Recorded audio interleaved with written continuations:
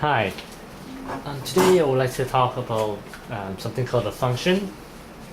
Most people would think would probably recall it as our equation, but equations are different. But I don't want to get into that at this moment. Functions are very important in the mathematics world and in our daily lives as well. It's basically a relationship between two or more variables, and variables are basically symbols. Uh, most people would use the alphabets to denote different variables. Most commonly, the X, Y, Z, and maybe perhaps the A, B's as well. Then if you really want to go further than that, you can have different symbols, even happy faces. So I would like to give some basic examples of what functions are. So like I said, it's a relationship between two or more variables. And in this example, it's very simple. It's y equals to 2 times x. So for every 1x, there's 2 times of that for the y. So for every y, for every x, y is twice the value of x. So you write a simple table to show what the relationship is. So for example, if you plug in the number 1, you basically say 2 times the number 1, so you output 2 for the y. If it's 2 times 2 is 4. 4 times 2 is 8. 10 times 2 is 20 for the value of y. So basically what you do is like that. And if the number is, say, it's 0.5, so 0.5 times 2 is basically 1. And you can draw this out. I forget to denote x and y here. So basically, y equals 2x looks like a straight line, and the slope is equal to 2. Okay, so if you can see 1, this is 1 here, should be 2. For if x is 1, y is 2. If x is 2, y is 4. If x is 4, y should be over here, somewhere along this line. So these are all the values of y equal to 2x. In this example, you have a squared function, a polynomial of the power of 2. So y equal to 2x squared. Again, you write down a table on this side, on the right side of the page, and you just plug in basic numbers. You know the natural numbers.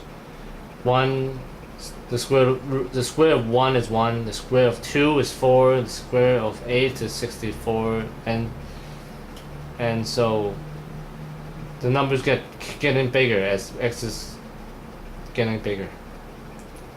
If x is small, y is even smaller, because the square of 0.5 is 0.25.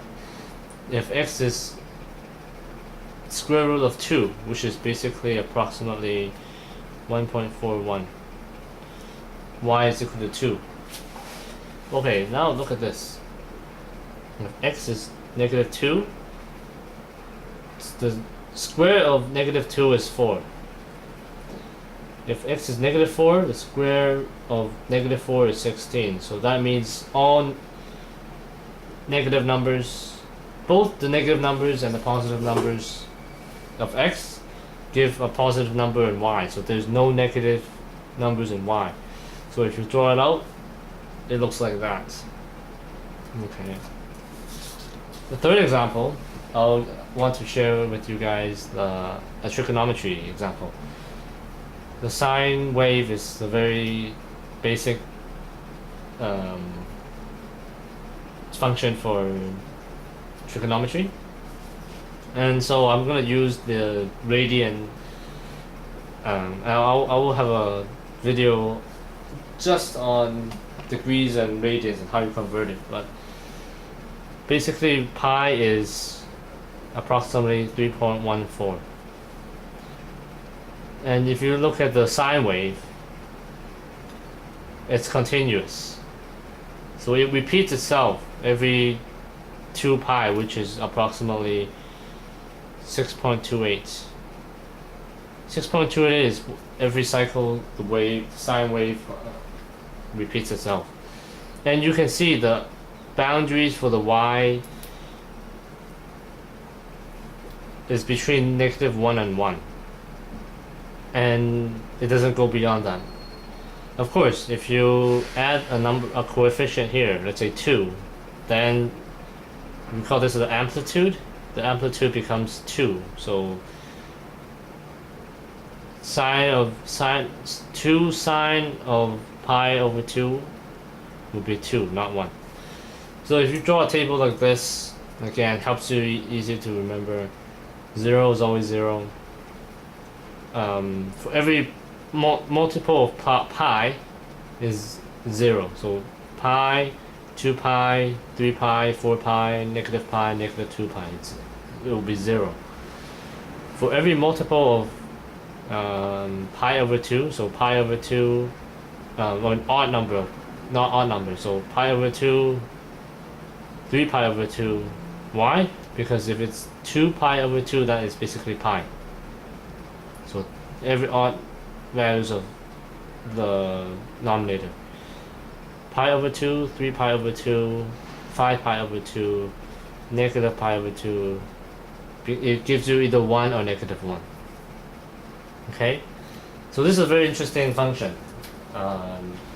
And later you'll see how the cosine works, the tangent works, and you'll see how interesting the trig functions can get. And one non-example I want to share is the y equal to plus or minus square root of x. So, which is basically, if you can rewrite this in terms of x. If you write it in terms of x, it is x is equal to the square of y, and it looks basically like that. And this is not a function. Why? Because a function, for every one input of an x value, it can only give you one value of y. And here clearly it shows one value of x gives you more than one value of y, and so this is not a function. Because if you draw a vertical line, it passes through more than one point, then it's not a function. And if you look at our second example, it is the inverse of this.